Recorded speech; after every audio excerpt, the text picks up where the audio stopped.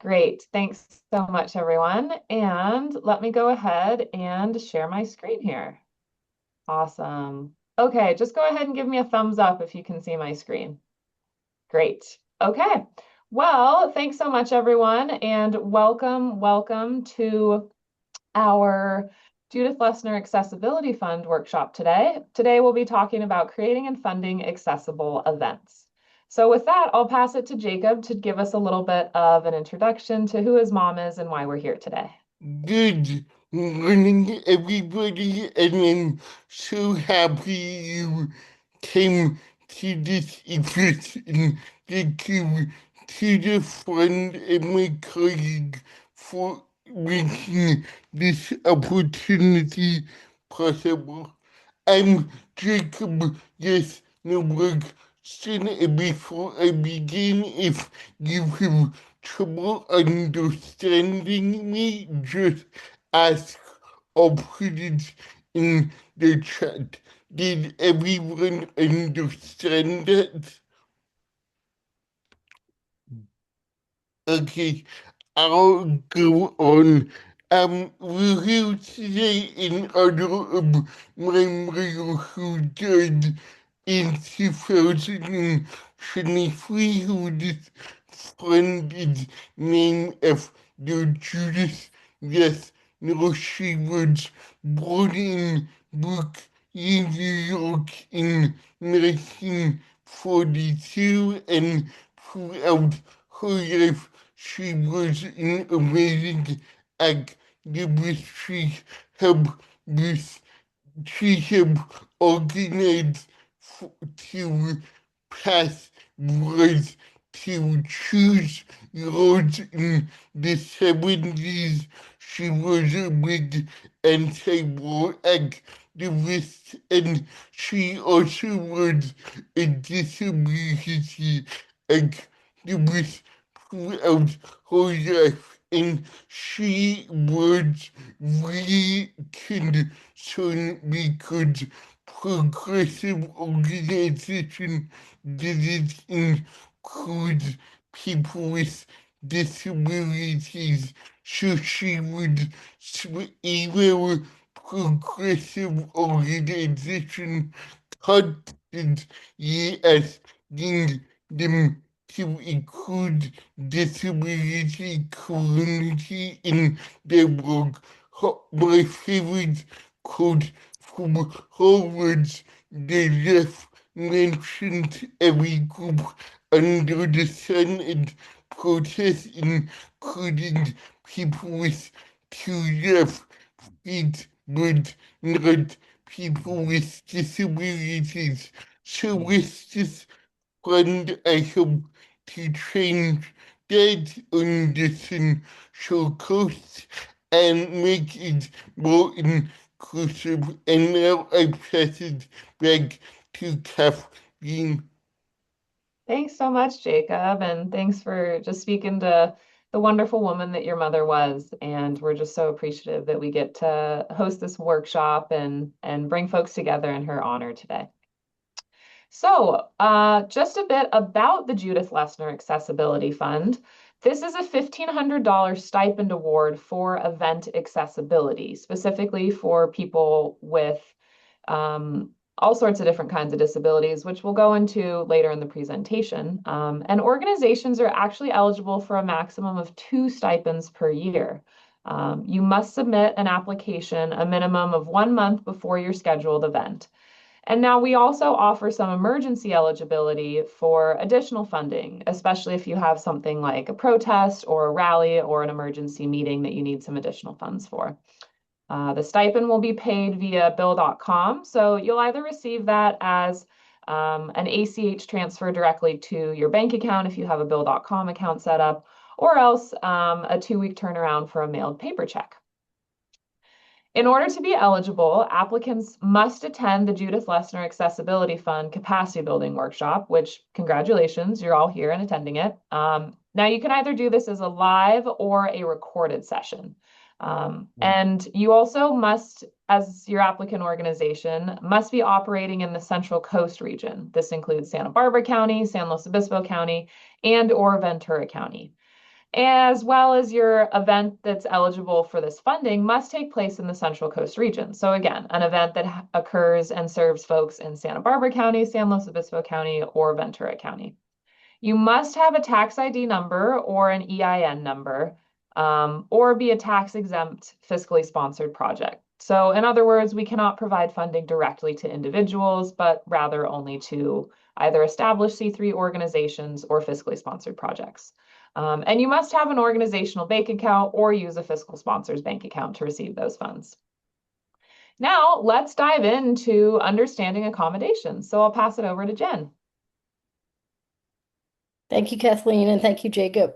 So I wanted to talk a little bit today about what accommodations are, because we're asking the people who make use of this grant and this fund to create events that are accessible and that accommodate people with disabilities. So I wanted to talk about what those accommodations are. And a lot of times in the disability community, we talk about reasonable accommodations. Reasonable can be one of those words with like quotes around it. What does reasonable mean? So I wanted to just clarify that a little bit. Um, Reasonable generally means something that can be done without significant added cost, not overwhelming effort to do it. So it's changes, adaptations, or elements that are added to an event or a space that make it more inclusive for everybody. We hope that all organizations that would benefit from this fund would make every effort to add accommodations for all people with disabilities so that everybody can participate to their fullest amount. Next slide, please.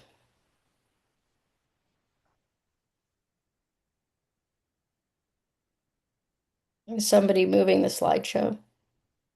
Yeah, we just moved it. Can you see that next slide before we Yes, talk about okay, thank you. accommodation? Yep. So before we talk about accommodations, really the goal is to create an experience for everybody so that they feel like they belong. Here we use the phrase centering belonging. What that means is to create spaces and environments where everybody feels welcomed, where everybody feels that they were thought about before they got there, right? So that they can come into a space and regardless of their disability, people have thought about how to make that space welcoming for them and accessible for them. That said, creating accessibility is not always this sort of like we've done it, it's done, it's complete, it's a process. And we really encourage you to think about it being better to make efforts to create accessibility, um, even though you may feel like you're not able to create opportunities for everybody to feel like their needs are met. The more you provide, the better. And we encourage you to just begin. Um, so accommodations can also change and evolve. Different people have different needs. So it's best to ask the person how to assist them if you're not sure how to fulfill the accommodations that they request. Thank you.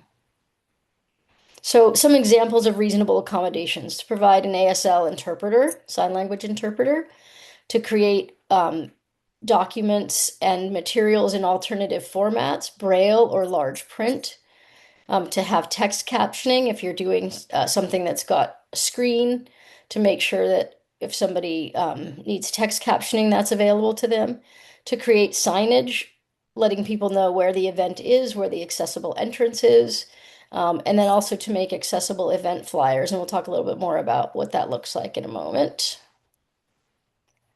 So in terms of reasonable accommodations, what we really encourage organizations to do is to have somebody, and it, could be somebody with a disability, it doesn't have to be certainly, but somebody assigned to handle requests for reasonable accommodations. And you would include the contact information for that person in your event flyer or in your registration. It's so great in registrations to ask people from the outset what accessibility needs they might have, to provide a deadline when accommodations must be requested. Somebody certainly could ask after that deadline, but some of the accommodations take some time and energy to put together. So to give people a clear deadline is helpful. Um, and then again, to try to meet any accommodations that people request, but also recognizing that some of the requests could be untenable for you, unreasonable for you. Here, the example we have is an Uber from Paso to Santa Barbara to attend a city council meeting. So that might be not something that an organization would not be able to provide. Um, Next, we encourage you when you're putting together accommodations, please don't call out, point out, or say a person's disability or diagnosis without their consent. That undermines the opportunity to create a culture of inclusivity. Recognize that it's that person's opportunity and choice to disclose if they want to. Also, please don't assume that a person will act a certain way because of their disability or their mental health diagnosis. People with disabilities are a very diverse group. Thank you. Um, so you could assign a person with a disability or ask for a person with disabilities to consult with the organization as they offer accommodations. I know I personally am working with some organizations in San Luis Obispo to help them understand what an accessible event looks like, to assess physical spaces for them to make sure that they're creating accessible opportunities for people. So you could certainly reach out to organizations and to people with disabilities to ask if they would consult with you. And then do your best to meet the needs that people express to you. Be creative in the ways that you design the event with a goal of access for all. I think generally people with disabilities appreciate if they've asked for an accommodation and you're struggling to meet it, have a conversation with them, see what you can do. Thank you. Okay, so accessible events. An event that's great and accessible gives every attendee equitable access to the same content, the same connection, the same conversations. So we ask that that be something that you keep in mind. Is like, is the way that we've designed this event and set up this event one that allows any person who comes into this event to access the content, to feel connection with other people, to have the similar ways or the same ways to participate fully as any other attendee would. Um, if you're open to prioritizing what your guests need in order to achieve that goal, that's a big step towards creating an accessible event. Um, and it's not about changing your entire plan. We're not asking you to upend what you've already got in place. We're asking you to think about planning ahead. We're asking you to consider what people with disabilities might need as they come into your space and want to participate fully in your event, so that you're designing an event that makes it possible for anyone who attends to feel considered, to feel safe, to feel included.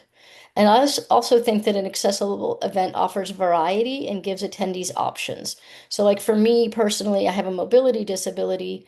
When I come in and I see that there are lots of options for seating, that makes me feel like I've been thought about, and other people who might have mobility challenges are also thought about as well. Thank you. So, what does an accessible event look like? What should you consider before the event takes place? The flyer should be accessible, should be clear in what it says, should have clear graphic images that also contain a caption. So if it's electronic, you can do the alt text or a caption so that people can read the image. If they're not able to physically see the images, they can hear or read what with a screen reader what the image describes or shows. Sometimes a later event start time is better because it allows people with disabilities to have time for coordinating their transportation. Um, Also, in the event flyer, add a section that clearly states that accommodations can be made when they're requested and who to contact and by what date for those accommodations. Thank you.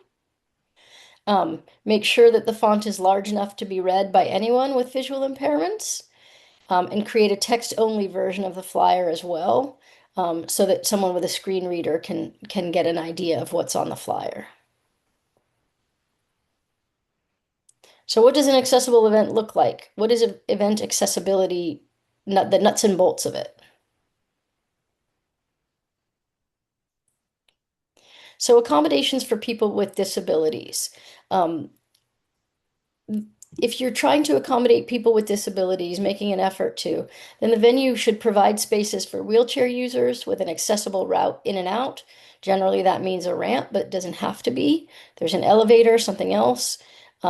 If the wheelchair spaces are not needed, removable seats can be used in that area. The other thing that I say too is, like, please don't assume that please don't create an experience for someone who's a wheelchair user where the only option for them is sort of the outside of the row in the back of the room. It would be wonderful to create opportunities for wheelchair users to come forward if they'd like to be in an interior aisle, so then create aisles that remain clear for wheelchair users. Make sure that bathrooms are accessible for wheelchair users and people with physical disabilities. Make sure that they can access any information tables or resource tables so that there's space for them to navigate. Um, Make sure that parking lots are accessible, have clearly marked accessible spots, that there's a clear path of travel from any bus stops that people might be using to get there, that there's opportunity for vans to be parked with room for ramps if they have ramps that come out of them. Um, and then also make sure that like the doors are wide enough, ADA compliant, can fit a mobility device or a wheelchair through them.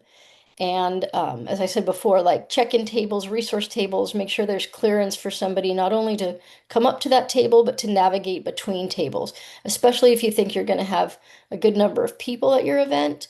Like space things out so that there are not crowds that prevent people from getting around. Thank you. So I'm going to pass it over to Joyful Joni. Thanks so much, Jen. So, building on what we've been talking about, I'm going to shift us into a few additional areas of accessibility that don't often get as much attention. Not all disabilities are visible, and that means accessibility isn't always obvious. Hidden needs can include emotional, cognitive, sensory, or chronic health conditions, and they often require different kinds of support. So here are some key points. It's important to share any sensory information ahead of time, like flashing lights or loud sounds that will be involved, so people can prepare or opt out if needed. Breaks aren't just helpful, they're absolutely necessary for many people, including longer events. And a fragrance-free environment can make a big difference for people with sensitivities. Some people will need to move around or stand up or fidget with something in order to stay engaged. So what might look like a distraction or disengagement is often actually a strategy for participation. And to have better access, you might want to have a quiet room or a space for those who need to decompress during your event. Also, having access to kits with items like fidgets or earplugs or masks can be helpful. Next slide, please. For people with have emotional or neurodivergent needs, there are, especially in a group or crowded setting, they may need some additional emotional support. This can include a service animal as well as ESAs, which are emotional support animals, where appropriate. Tools or behaviors that can help with self-soothing and focus, if you can provide them or certainly allow them to be used. People may need to multitask to stay engaged, like using a phone, a game on a phone, or doodling or knitting. Now, these are not signs of disrespect. They're tools that often reduce stress and increase focus and patience. So some structural things can help, like having a clear agenda that's shared in advance and having one person speaking at a time and having brief pauses between speakers. So you might want to do things like having a raised hand if you're online, for example, before people speak. Now, for learning differences, not everyone learns best by listening. So providing printed or written materials is helpful. Also having any interactive or hands-on elements when possible. For communication preferences, some people prefer written instructions. Some need visual aids like a chart or a list or a schedule. Having immediate and clear feedback is also beneficial. And the option to keep cameras off in a virtual setting and being able to use the chat function instead. are all helpful practices. Now, for physical sensory, and chronic conditions, bright lights, noises, scents, these are all overstimulation type activities and can be really overwhelming. So you want to consider those and reduce those when possible. If you can offer softer lighting and having quiet areas and flexible seating, aisle seating, low traffic areas, these are all very good to do. For people with physical needs and chronic pain, they may need to stand, stretch, or move around. I know a lot of us can't sit for more than 20 minutes at a time without having increased pain. So you want to have that either built into your event or certainly allow people to do that when needed. Using a lectern or support if standing. So if somebody is taking notes and they need to stand and they're on a laptop, having a lectern available can be quite useful. And having access to comfortable or ergonomic seating if at all possible. Now, it's important to know that chronic conditions are not consistent. Someone's ability to participate can vary from day to day or even hour to hour, and pain and fatigue are often invisible but very real. So you don't necessarily know that someone is in pain and needs to move or just has to leave early. So not everyone can respond quickly or stay visibly engaged the entire time. So just having an awareness, a sensitivity to that is going to be good. And offering flexibility, again, like being off camera or pacing of your event can make participation possible. So final thought, accessibility isn't about one perfect solution. It's about offering options so more people can fully participate.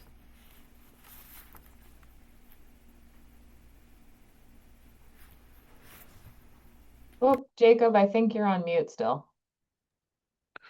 Oh, sorry. Thank you just for joining. Now I'm going to go our accommodation for people who are deaf and hard of hearing, and the first point is to always speak to the person and not the ASL interpreter. It is a sign of respect to you and the person and that their interpreter will talking, and make sure there's break time for the interpreter. I've seen interpreters need to take a break about every hour if you have to keep the event going. Hire 2 or 3 interpreters. There are also captioning services online or in person. These are really fast typists who will caption on the screen everything that is someone is saying, so make sure you're aware of that. Do not assume that people who are deaf can or cannot sign or read, but many people who are deaf have different ways of communicating, and so it's best to check in with the person. Hey, it is better to sign or to with to you. Also, there's a misconception that people who are deaf can read lips, and in reality, only about 8% of the deaf population can read lips, and often have trouble doing that, so don't assume that people will be able to read your lips.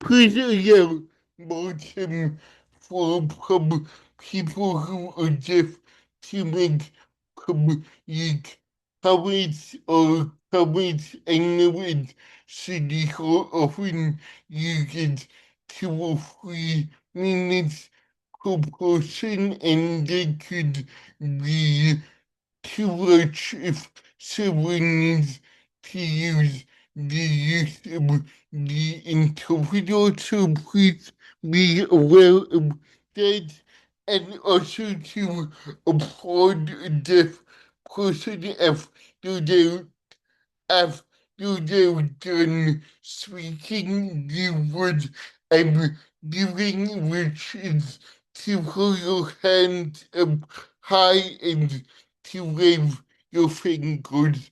That's the sign of applause. Next.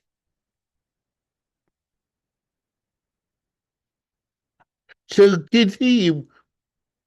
So, according to the ADA, a listening system should be provided at all events and government meetings. So, and here in September, we have the hearing group and 2 dozen or so pub your brains, which a hearing loop is a device that amplifies the sound in a room into a person's hearing aid with that the person has to have a hearing aid with a T-coil, but please, if you do have a hearing loop, make sure you check with the person whether it's microphone or any other adaptation setting up close to the front. A big pet peeve in my organization is the people often think they're loud enough not to be able to use the mic. So when getting questioned from the audience, please have people wait for the mic, and please, if the mic is broken, make sure it's fixed before you go ahead with it, because the mic is not only for the people who are hard of hearing, but for tech captioners as well. Thank you.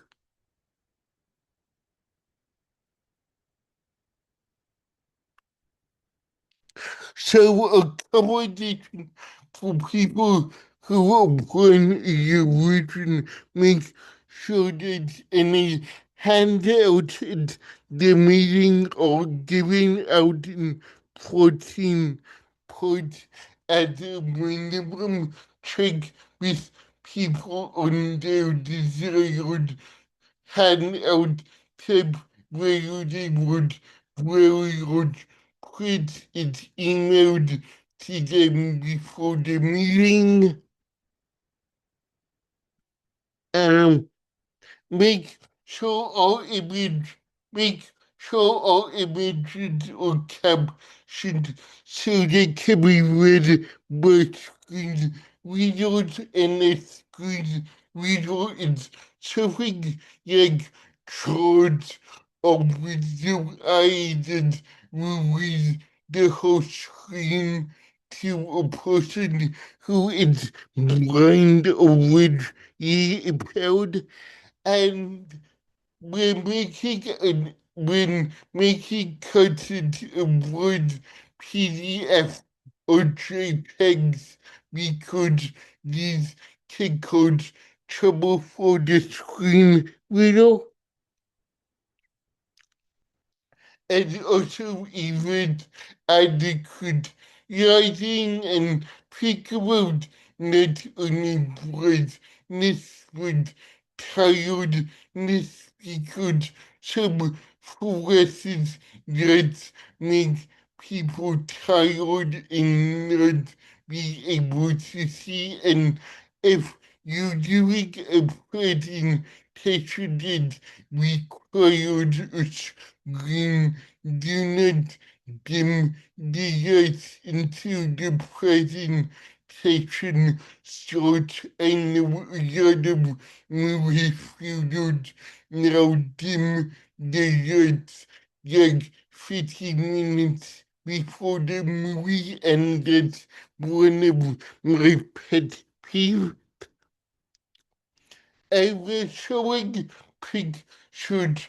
Please describe the picture at the beginning. So if there's a house on the screen that's red, please say a red house with a blue fence and people playing outside. Even if the picture isn't, you did think the picture is consequential to the presentation. People tend to think you're hiding something from them if you don't explain every picture.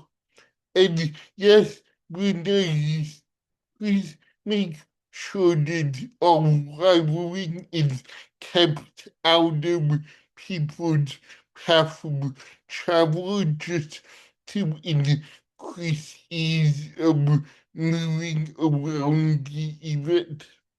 Thank you. Thank you. This is an area where accessibility really comes down to understanding risk. For people with compromised immune systems, something that feels minor to others, like a cold or even just being in a crowded indoor space, can be a serious health concern. So when we're planning events, we're not just thinking about comfort, we're thinking about safety and inclusion at a very real level. Some people may not be able to attend at all unless certain precautions are in place. And that doesn't mean they're disengaged. It means the environment isn't accessible yet. So things you can do are encouraging people to stay home if they're sick, being clear about your expectations ahead of time, and having a plan in place if illness risks are a concern. These aren't just policies, they're what make participation possible for some people. And that's where having clear protocols become really important. Next, please. These are just some examples of what those protocols can look like. These can also be used for people with compromised immune systems. The key word here is flexibility, because different communities and events will need different levels of protection. So for some people, knowing that others are masked, they're tested, or that there's a good airflow. And this is what allows them to feel safe enough to attend in the first place. Some examples more are testing before events, making masks and sanitizer easily available, adjusting how food is served, and improving the ventilation, like opening doors or moving things outdoors if weather permits. You don't have to do everything, but having a thoughtful plan and communicating it clearly makes a big difference. And sometimes additional measures are worked out directly with the attendee, so it's not a one-size-fits-all. It really comes down to what would help people feel safe enough to say yes to being here. Next. So what makes an event accessible? It doesn't stop at in-person events. Let's look at what it means when we move online. Online events can increase access in a lot of ways. but they still need to be designed thoughtfully. It always amazes me when some people say, I don't like Zoom, but to me, with just multiple disabilities, it's been a godsend. So we definitely need to make sure it happens, because accessibility does not happen automatically just because you're going virtual. So key areas are preparation, communication, and flexibility.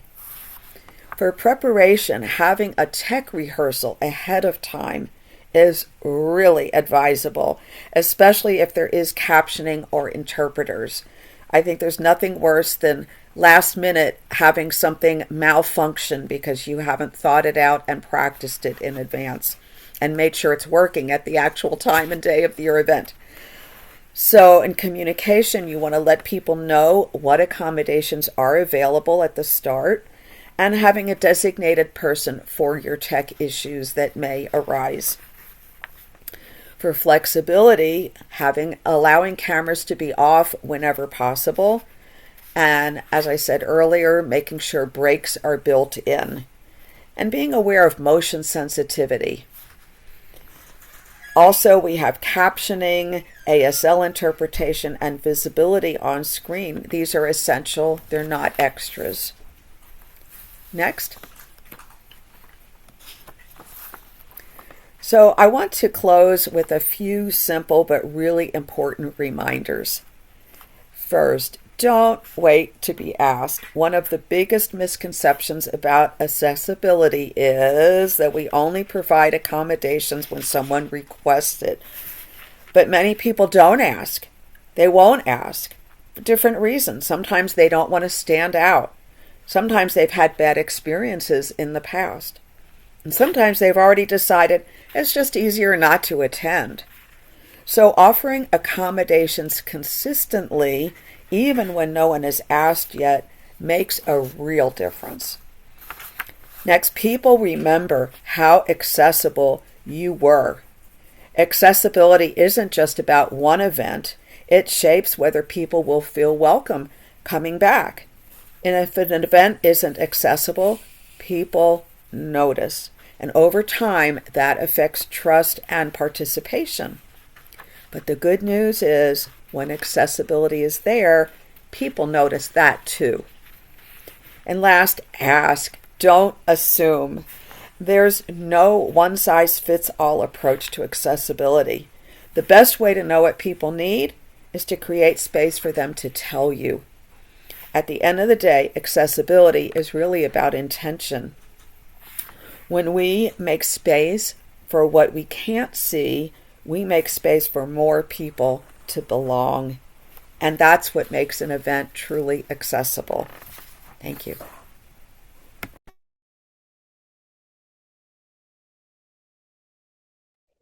I'm going to also add a little bit to what Joni just said that came to mind as she was speaking, and that is that accessible events don't just benefit people with disabilities, they benefit everyone. So the idea that when you come into an event, there's multiple ways to engage with the content. There's lots of physical space. There are options for seating. Like that benefits everybody who has a preference or who might have needs, even if they're not a person with a disability, to be in certain spaces and have opportunities to engage in different ways and be able to internalize the information as it comes to them, either verbally or visually. So I think accessibility really benefits everyone. And we wanted to, at the end of this, just share some resources with you. Next slide, please.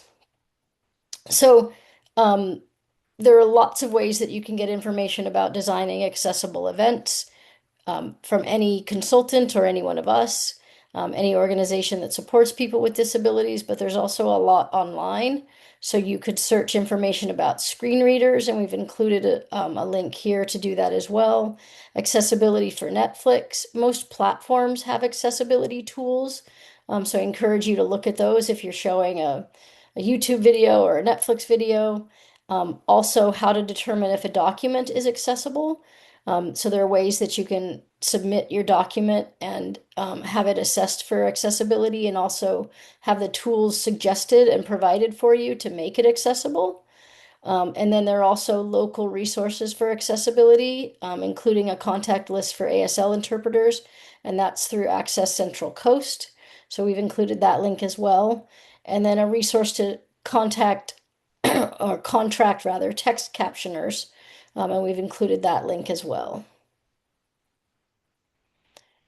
Um, and then just broader ideas for including people with disabilities beyond event accessibility.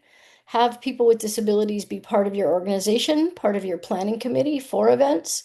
And I certainly would say that, like, one person with a disability probably has a lens into what makes an event accessible for them. Um, so they're not going to necessarily be the expert for everyone, but they can certainly give you some ideas about how to approach accessibility at your event. Use inclusive language in promoting your events. Educate yourself and your fellows and your comrades on ableism so that you just have an idea of like what to say, how to say it, what not to say, what things might be ableist instead of welcoming or inclusive. So there are movies and videos that you can watch. We encourage you to watch Crip Camp, and we've linked that here. There are also lots of places you can go to find tips for being an ally.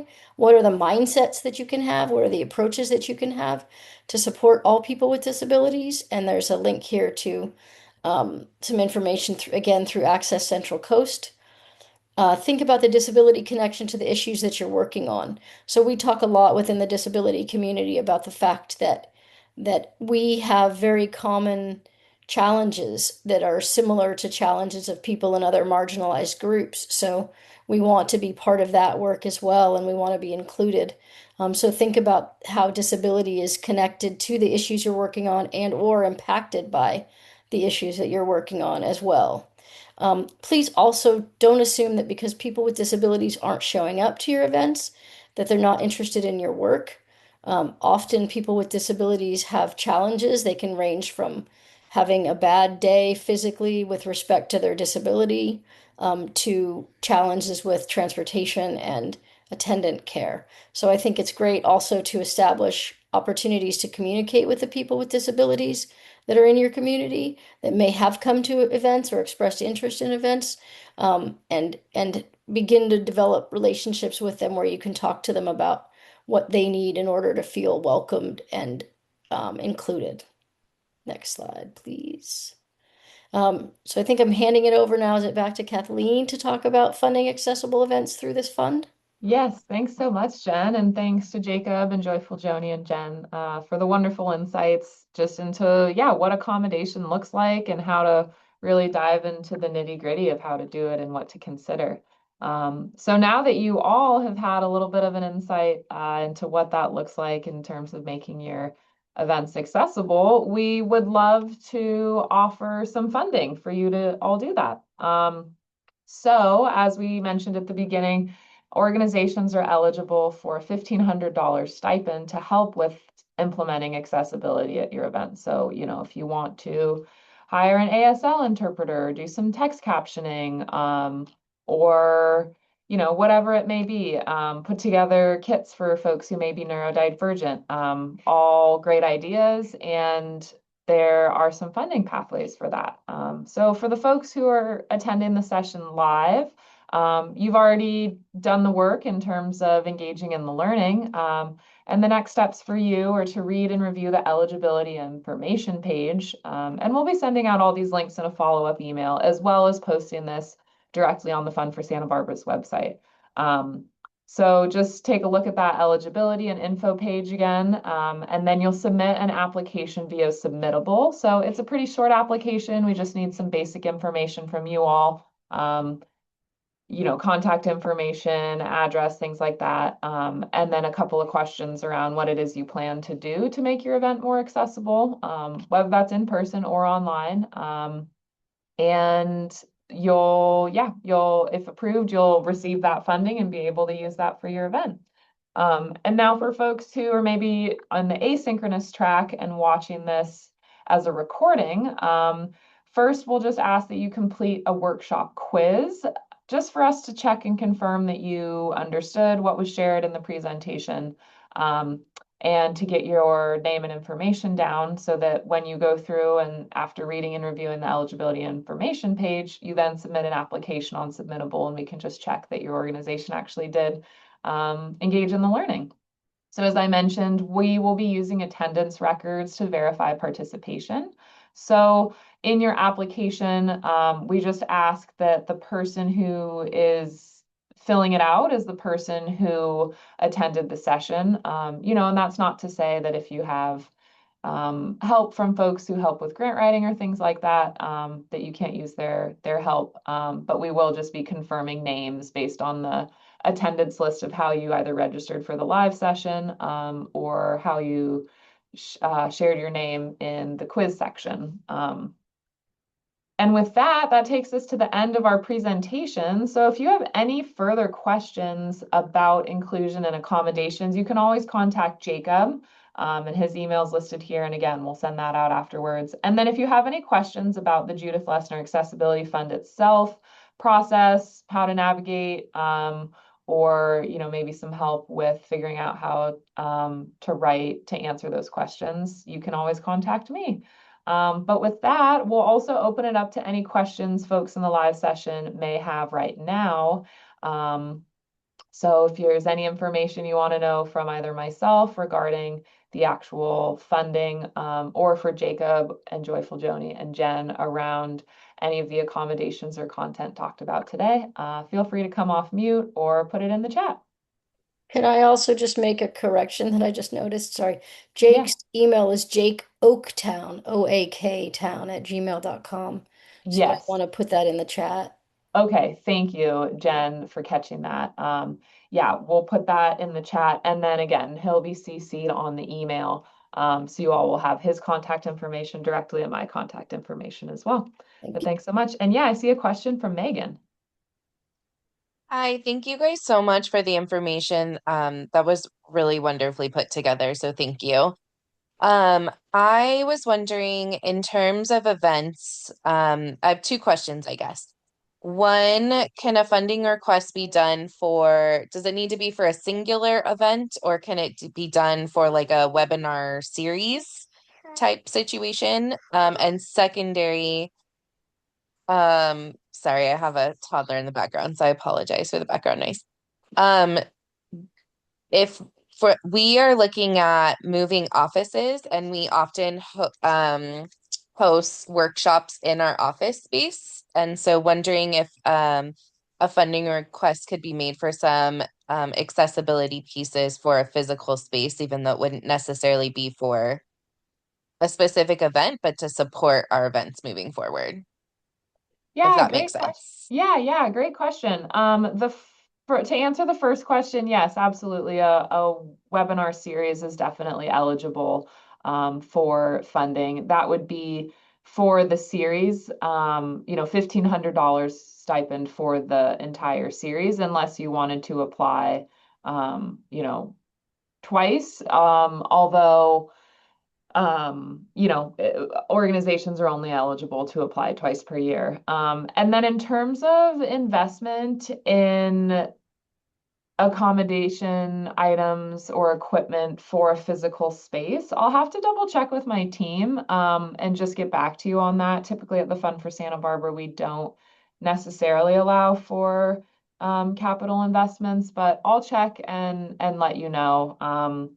And I think it may also be sort of a case by case basis as well. But I'll definitely check and get back to you on that, Megan. Okay. Yeah, that would be great. And it would be specific to making sure that the workshops we host in the space are fully accessible. So when we're talking about like flexible seating and things like that, that's kind of where my mind was going. Okay, amazing. Yeah, I would anticipate that that would be an allowable expense. But yeah, I'll double check and let you know. Thank you so much. Of course. And Pam, I see your hand raised. Yes, I also want to add my thanks. I always learn so much. Um, a question, Jen, you mentioned that you do consult with organizations. So I'm with Indivisible Santa Maria, and we would we could use a consultant to help us get started, even thinking about how we could make our protests more accessible in various ways. As I said, I've already learned quite a bit, but is that something that's available from Joyful Joni, Jen, or Jacob? I would say And would that be something that the fund would pay a consultant's fee hmm, through this?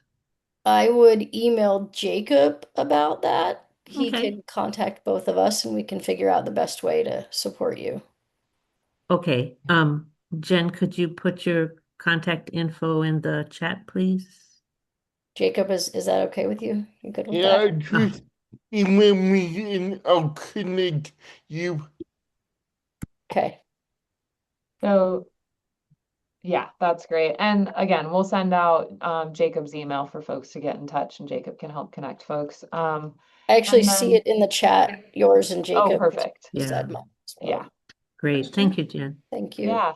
And then in terms of funding allowability, again, I'll have to, I think, check with our team just around that. But yeah, I mean, Jacob, I think that you and I can just touch base offline about that around consultants Yeah. for event accessibility. But again, I think that that would definitely be an allowable expense. Yeah. Yeah, what I'm thinking, we know that there will be another nationwide indivisible protest sometime in July. So obviously now would be the time to start thinking ahead for that event. Yeah, Okay, yeah, thank you. certainly. And Kathleen, thanks for I don't know making, if you can see, but Sue raised her hand. Oh, oh, I yes. don't see a hand raised here, but yeah, go ahead. Well, I'm sorry. I raised my physical hand. I can't find my icon. Mhm. I started to type it in the chat. I just wanted to let everyone know that Nature Track has a fleet of Freedom Tracks. They're the device that your manual wheelchair attaches to, and then the person can go on sand, on trails, on grass, and we lend those out at no cost. So when looking to make your events accessible for wheelchair users, feel free to reach out to us. We have tracks positioned in Santa Barbara and in Buellton, but we service all three counties, as well as we go as far up to San Francisco, Sacramento. We're hoping to place more strategically throughout the entire state. We're working on that. So feel free to reach out. Amazing, Sue. That's so helpful. And would you be able to share either link to your contact details or to Nature Track, wherever folks may be able to get in contact for those tracks? Doing that now in the chat, yes. Awesome. Thanks so much, Sue. Great. Yeah, and folks in the chat are asking where they can get your contact information. So that's awesome. Great. Well, let me stop sharing screen here and I'll also stop the recording.